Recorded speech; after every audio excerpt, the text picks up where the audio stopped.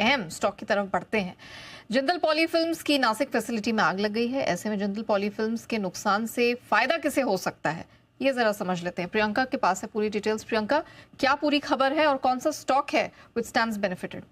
बिल्कुल नेहा, देखिए of course जब एक का किसी का नुकसान होता है तो उसके क्लोजेस्ट पीयर्स का फ़ायदा हो सकता है। इसी एंटिसिपेशन में हमने देखा कि कॉस्मो फिल्म्स, उसमें तो एक तेज़ी आई। जो नियरेस्ट पीयर हो सकता है वो हो सकता है एसआरएफ।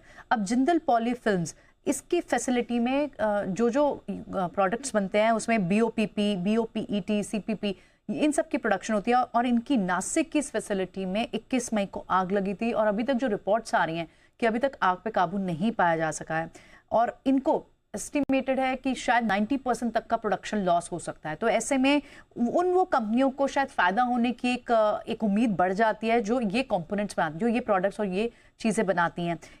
कॉस्मो फर्स्ट, इसके की 97% जो रेवेन्यू है वो पैकेजिंग फिल्म से आता है और एसआरएफ भी एक और कंपनी है जिसके पूरे टोटल रेवेन्यू का 38% जो कंपोनेंट वो पैकेजिंग से आता है, यानी यही वाले कंपोनेंट्स जो जिंदल पॉली बनाती है।